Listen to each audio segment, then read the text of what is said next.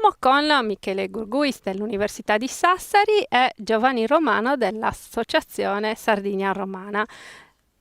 Stiamo inscenando ciò che doveva accadere in età fenicia quando si accompagnava un defunto alla sepoltura. Cosa succedeva?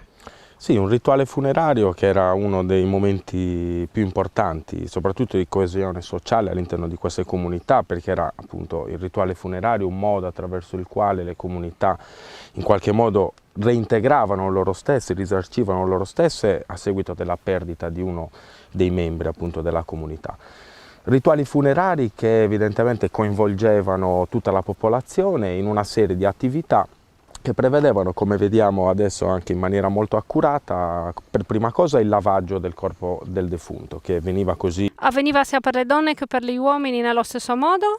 Certamente, dobbiamo ipotizzare su per giù lo stesso trattamento sia per le sepolture femminili che per quelle maschili, al massimo delle differenze più che altro all'interno poi dell'articolazione dei corredi. Cosa sta accadendo in questo momento? Il defunto è stato cosparso, lavato, mi pare. Adesso, dopo il lavaggio rituale, stiamo assistendo al lavaggio con l'acqua, quindi con una spugna, sì, abbiamo un visto l'uso diciamo, di una spugna, sì, una per spugna purificare naturale, anche certo, simbolicamente il defunto appunto dalle impurità terrene, mentre in questo caso abbiamo questa tipo di spugna aspersione, poteva essere penso utilizzata? spugne marine ovviamente, o anche dei tessuti di lino che si utilizzavano all'epoca.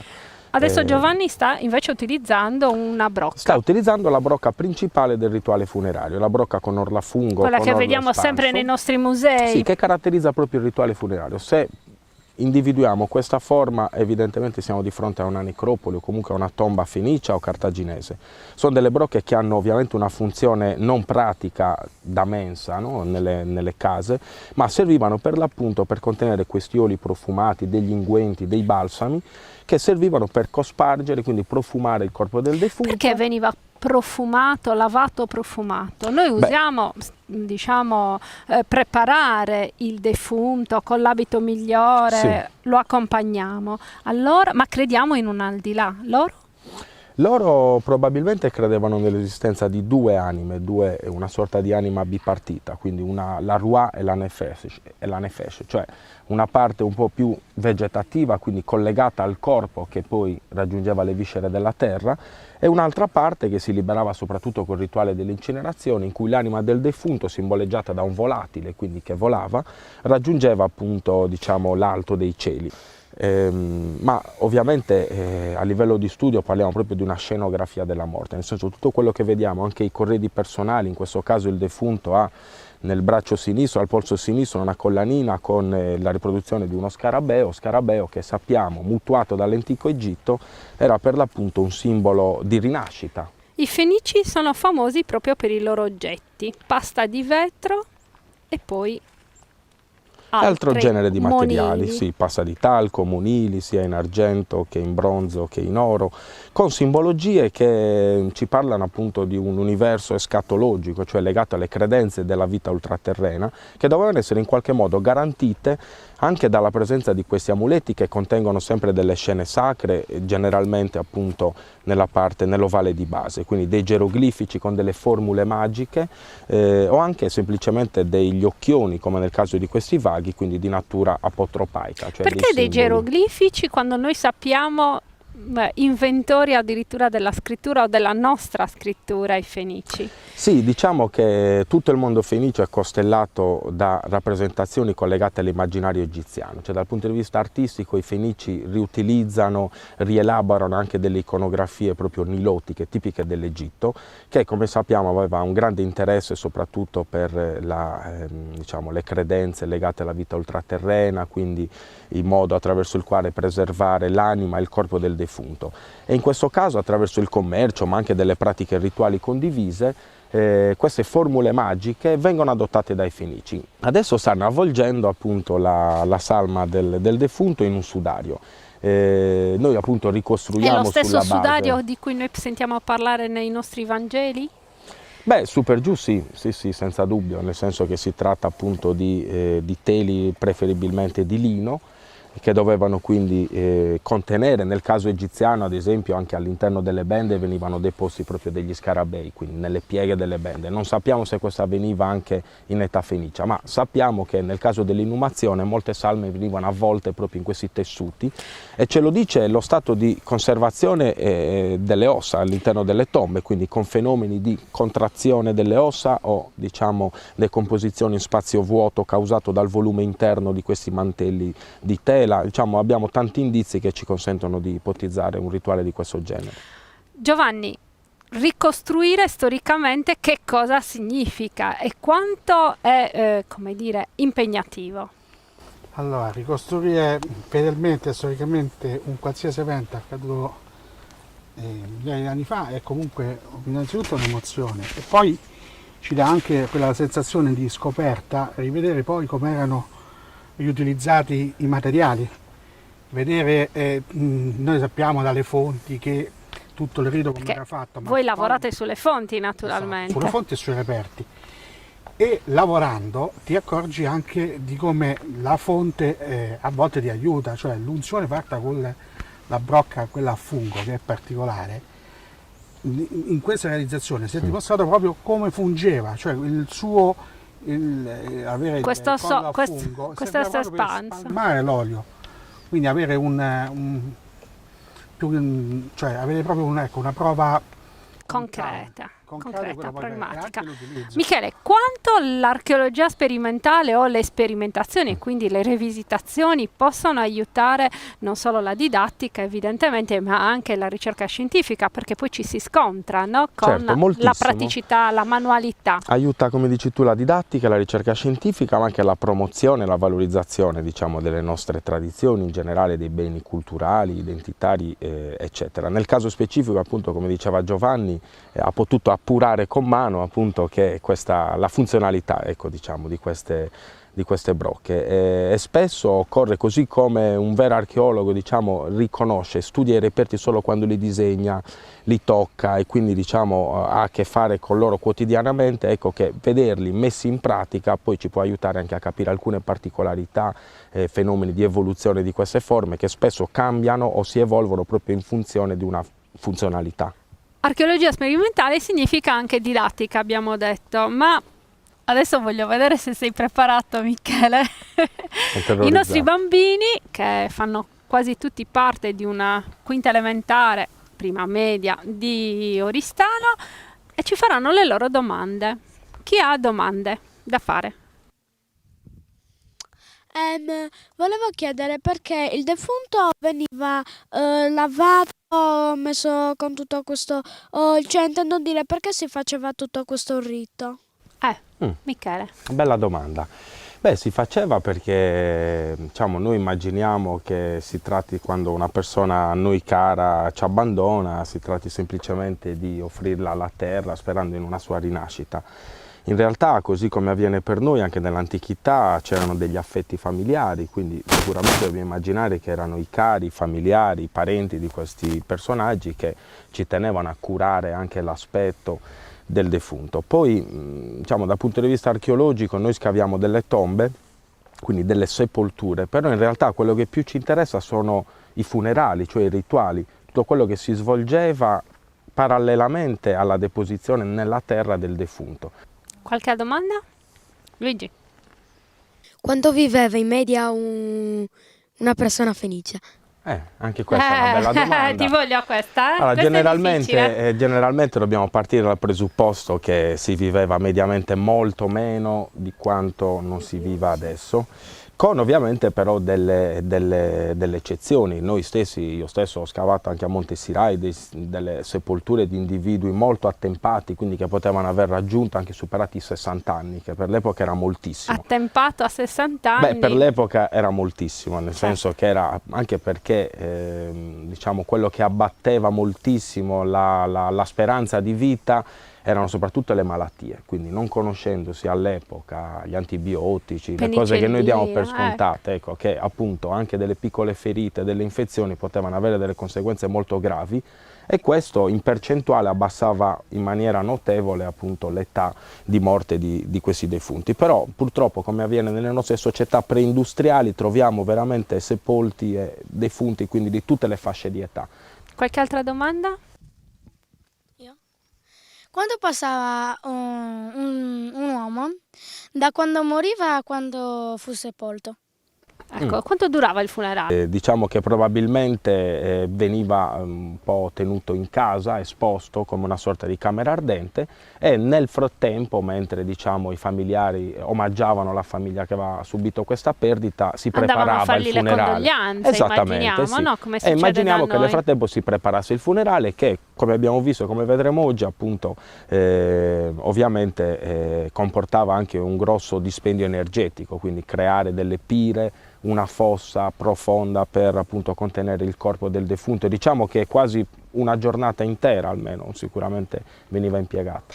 Io volevo chiedere, ma il tessuto che veniva utilizzato era uguale per ogni persona, tipo le persone più povere veniva comunque utilizzato lo stesso tessuto? C'era un'equivalenza? Sì, ci sono qua forse due domande in una, cioè appunto l'esteriorizzazione della ricchezza, cioè se c'erano delle differenze. Diciamo che un po' con una battuta potremmo dire che la morte, diciamo, era uguale per tutti, nel senso appiattiva tutti e riportava tutti sullo stesso piano, e questo lo vediamo molto soprattutto nelle necropoli fenicie e puniche, dove sembra quasi di scorgere un aspetto democratico della morte, no? Quindi non ci sono delle tombe troppo ricche rispetto ad altre tombe troppo povere. Per quanto riguarda il tessuto, in realtà nelle tombe non si conserva questo, diciamo, bisogna cercare di scoprirlo attraverso delle analisi di laboratorio particolari. Noi stessi su una tomba di Montesirai abbiamo fatto delle analisi, perché una tomba di una bambina aveva un piccolo bottone di bronzo collegato ovviamente ad un vestito, e tracce microscopiche di questo vestito si sono inglobate nel bronzo. Quindi noi l'abbiamo visto con il microscopio elettronico nell'Università di Sassari, abbiamo ricostruito le fibre e abbiamo scoperto che era lino, un po' come il vestito che indossi tu adesso.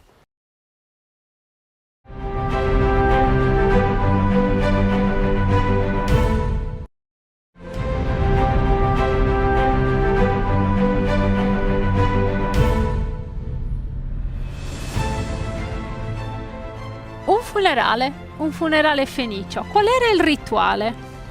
Allora sì, adesso stiamo seguendo una sorta di processione con l'avvicinamento quindi della salma avvolta in un sudario e che si appresta a raggiungere il suo ultimo sepolcro. Dobbiamo ipotizzare un banchetto, una cena, un saluto, un commiato a casa? Sì, senza dubbio dobbiamo immaginare che una parte dei rituali si è senz'altro già svolta nell'ambiente domestico, nel focolare domestico dove questa persona viveva, e assieme ai suoi cari sta raggiungendo appunto la necropoli, la città dei morti, quindi lo spazio della sua ultima residenza, attraverso una serie di rituali che adesso verranno appunto riproposti.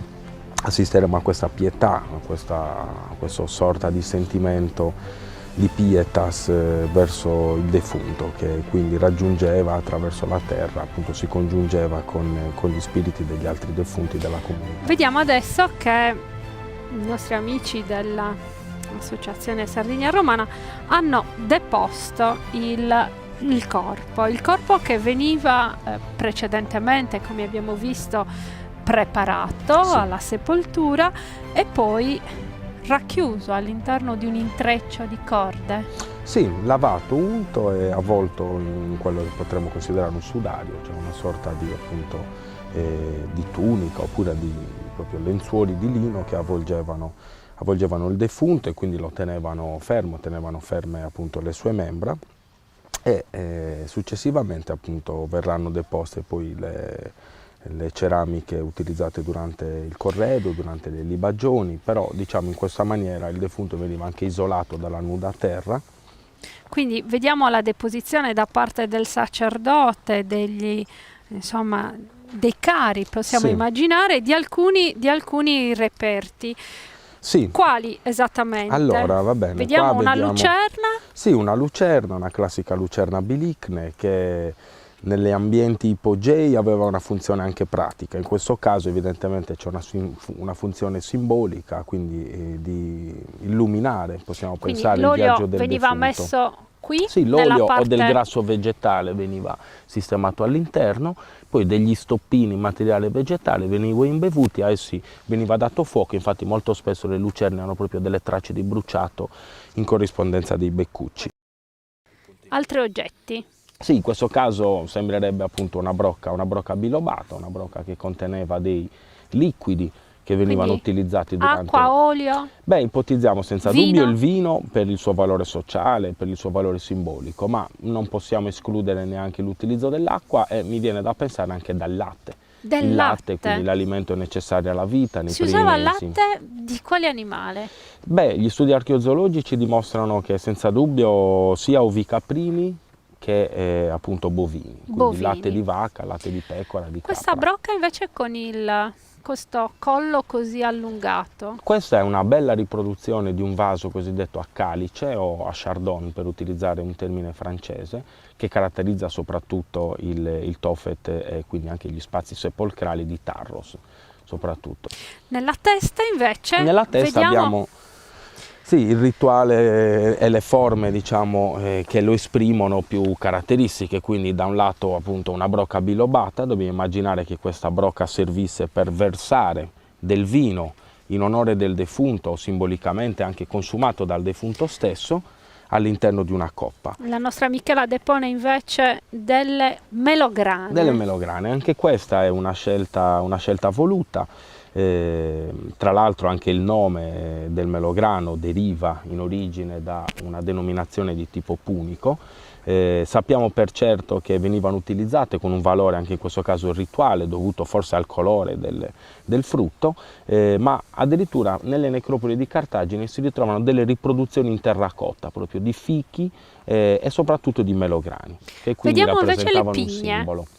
E le pigne ugualmente, quindi collegate alle conifere, tra l'altro anche i cedri sono appunto degli alberi, Il cedro del Libano. tipico cedro del Libano. Quindi anche in questo caso sia per i pinoli sia per il potere nel caso delle incinerazioni, anche il potere calorifero, quindi che sprigionavano L'arsione immediata. una fiamma. Sì, ma in Ancora questo oggi li caso, usiamo per accendere il fuoco. infatti certe volte si possono utilizzare. Vino Vino e è la brocca che è stata precedentemente l'orlo utilizzata espanso. per la aspersione, diciamo così, rituale del corpo del defunto, che quindi doveva essere profumato dopo essere stato lavato, utilizzando allo scopo per l'appunto la brocca Perché con il l'orlo vino? espanso. Il vino perché si trattava di un liquido importantissimo che anche se vogliamo, insomma, possiamo pensare che attraverso l'ebbrezza avvicinasse queste comunità agli dei, al divino, al colore rosso del sangue, della vita, quindi si trattava ovviamente di un liquido importantissimo che aveva una funzione anche sociale, quindi Ancora di oggi, simposio. Ancora per i oggi. cattolici, diciamo, è Certamente. un momento importante. Cosa accadeva subito dopo? Subito dopo dobbiamo immaginare tutta una serie di rituali, quindi di azioni specifiche che servivano appunto per lo svolgimento del rituale e di tutte, diciamo, le attività connesse. Dobbiamo immaginare quindi che anche la libagione di tutte le persone che partecipavano a questo funerale, con anche dei versamenti di liquido, probabilmente del vino, che veniva appunto versato all'interno della tomba, che successivamente veniva coperta con della terra e poi sigillata definitivamente, quindi per l'ultimo viaggio nell'aldilà, con delle lastre di pietra che servivano a sigillare ma anche a segnalare la tomba, perché ovviamente sembra un controsenso, però una necropoli è anche uno spazio vivo, se vogliamo, comunque in continua evoluzione, grazie alla comunità dei vivi che continua a utilizzare questi spazi sepolcrali. E direi che possiamo, se vogliamo, anche spingerci oltre e immaginare anche delle visite periodiche, perché spesso nei livelli di terra vicini alle sepolture troviamo delle forme ceramiche frantumate anche con tracce di combustione in frattura. Quindi significa che, un po' come avviene ai giorni nostri, possiamo ipotizzare che si svolgessero Periodicamente si delle andava? sì. Il trigesimo, Sì. Abbiamo qualche informazione, ad esempio un'orazione di Cicerone che si riferisce alla città di Nora, che nomina i parentalia, cioè queste feste che coinvolgevano tutta la comunità e che appunto prevedevano dei viaggi rituali nella necropoli dove si omaggiavano i defunti con delle offerte anche di natura alimentare.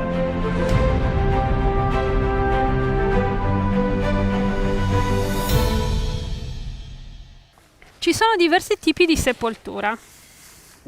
Fossa. Sì. E poi cosa sta accadendo in questo momento? Allora, adesso si sta preparando quella che chiamiamo un'incinerazione primaria. Quindi l'inumazione, la deposizione, cioè sul Nella fondo, nuda terra, nella sì. nuda terra, Con o senza sudario, una bara, una cioè bara una di casa in legno, sì, legna. poteva esserci o meno. Però quello è un rituale, diciamo, che si sviluppa soprattutto nel VI secolo a.C., mentre questo è il rituale più antico, che è quello dell'incinerazione primaria, che quindi prevedeva la totale combustione dei resti ossei del defunto, che finivano letteralmente calcinati, quindi completamente, diciamo, con la combustione portata... Esiste anche una combustione a metà? Sì, esiste anche una semicombustione dove rimane solo il significato simbolico del fuoco, quindi questo gesto di purificazione, però il corpo mantiene la sua connessione anatomica. Mentre nel caso dell'incinerazione primaria si chiama primaria proprio perché il luogo della combustione coincide col luogo della sepoltura. Quindi si scavava una fossa, della lunghezza di una salma, certo, su per giù. Si disponeva poi una sorta appunto di lettino con delle frasche vegetali, dei legni, anche legni quindi di facile arsione, naturalmente. Sì, che però dovevano poi anche garantire un potere calorifero molto alto, perché ovviamente per disintegrare completamente un corpo umano c'è bisogno, diciamo, di una combustione prolungata, anche. temperature prolungate, una ventilazione anche adatta. Quindi dopodiché veniva deposto il corpo del defunto e veniva dato fuoco alla pira. Quindi il fuoco consumava i resti ossei del defunto, che quindi crollavano all'interno della fossa, quindi con tutte le ceneri. Noi infatti li troviamo mischiati alla cenere, completamente, diciamo... Troviamo ossa umane, anche ossa animali, altre sì, possiamo trovare, conchiglie. sì, possiamo trovare ossa animali, possiamo trovare anche semi carbonizzati, perché ovviamente mentre il fuoco era in funzione si potevano svolgere dei rituali che quindi prevedevano anche dei gettiti intenzionali di materiale anche alimentare all'interno della pira funebre, e forse anche qualche animaletto, qualche offerta animale proprio. Ecco il corteo che arriva. Si tratta del rituale più antico, che quindi caratterizza tutto l'VIII, il VII e il VI secolo a.C., e che prevedeva la totale distruzione del cadavere. In realtà appunto le ossa venivano completamente calcinate, quindi il fuoco in questo caso aveva un'azione ovviamente simbolica ma anche pratica, che era proprio quella di ridurre ai minimi termini le ossa e i tessuti molli del defunto. E quindi veniva posto sopra una pira alla quale veniva dato fuoco, veniva probabilmente cosparsa. Quindi una catasta di legna, quella che abbiamo visto prima in preparazione. Ma si dava fuoco e lo vediamo ancora cospargere di olio. Sì, l'olio, che quindi aveva anche in questo caso un valore simbolico ma anche pratico, cioè quello di accelerare i processi della combustione, quindi degli oli profumati che in qualche modo dovevano anche rendere questa combustione con un profumo particolare, anche perché dobbiamo immaginare che appunto l'odore della carne umana cotta non doveva essere troppo piacevole. Certo. E quindi anche una scelta di legnami particolari, l'aspersione di questi oli profumati garantiva appunto l'espletamento di un rituale. Il vino, che veniva utilizzato in questo caso anche prima dell'accensione della pira, ma probabilmente anche a seguito della combustione, proprio per spegnere il fuoco e quindi consentire poi la chiusura e la sistemazione definitiva del sepolcro, quindi della tomba a fossa. Ecco la nostra torcia che dà fuoco alla pira. In alcuni casi si può notare che il corpo del defunto... La torcia imbevuta anch'essa di olio, giusto? Anch'essa imbevuta di olio, e appunto serviva per dare fuoco. Dobbiamo immaginare che in questo caso un rituale non silenzioso, nel senso che possiamo immaginare delle lamentazioni funebri, certamente, forse anche delle rappresentazioni. Per il periodo romano, quindi probabilmente... Sì, ma anche nell'età precedente sono documentate le prefiche, ad esempio, quindi queste donne che di processione venivano proprio pagate per esteriorizzare il lutto, quindi diciamo per partecipare al dolore della famiglia. Dobbiamo immaginare dei musici, probabilmente anche delle piccole rappresentazioni teatrali che forse in maniera così magica restituivano un po' anche la mitologia, quindi diciamo, qualche informazione sulla vita ultraterrena di questi defunti. Erano, ripeto, dei momenti molto importanti che servivano appunto per diciamo, coagulare tutta la comunità attorno appunto a una cultura comune che si esprime anche e soprattutto nei rituali funerari.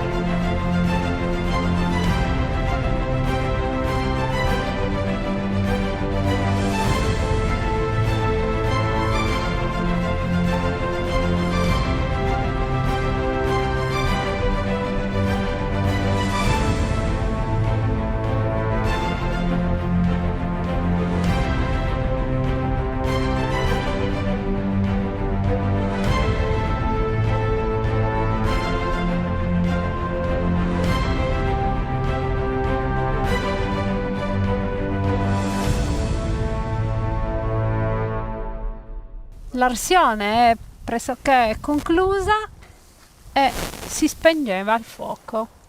Sì, diciamo, anche questa è un'operazione ovviamente simbolica, suggestiva, che ipotizziamo proprio perché al momento dello scavo all'interno delle fosse si ritrovano proprio dei tronchi di legna carbonizzati, però non ancora completamente ridotti in cenere. Dunque, il corredo funebre. Pensavamo fosse prima, no? No, altrimenti si sarebbero bruciate totalmente queste brocche. In realtà durante gli scavi appunto vediamo che spesso le brocche hanno proprio delle tracce di combustione nel punto in cui poggiavano sulla pira distrutta ma ancora calda, quindi con ancora la possibilità di bruciare lievemente almeno la patina superficiale. Quindi dobbiamo veramente ricostruire un rituale di questo genere. Quindi con la deposizione dei materiali di corredo si conclude la fase, diciamo, terminale del rituale, e quindi la tomba poi veniva coperta con la terra risparmiata durante l'escavazione della fossa e con la creazione di una sorta di piccolo tumulo, quindi con pietra e terra, che doveva segnalare un po', come avveniva anche nei cimiteri di qualche tempo fa, rispetto al piano di campagna, appunto la sepoltura, che emergeva lievemente con una sorta di piccolo tumulo. Bene, un grazie speciale dunque per questo momento di archeologia sperimentale, la possiamo chiamare veramente sì, così. Certamente, grazie a voi per averci... di rivisitazione storica. Un grazie a Giovanni Romano che ci ha accompagnato, all'Associazione Sardinia Romana che ci ha accompagnato in questo percorso, e un grazie speciale a Michele Grazie Gurguis, a voi. che con l'Università di Sassari sta sperimentando in diversi campi un approccio pratico anche alla, Vi ringrazio infatti per alla l'occasione. didattica e anche agli studi. Grazie a Grazie. voi e arrivederci alla prossima puntata.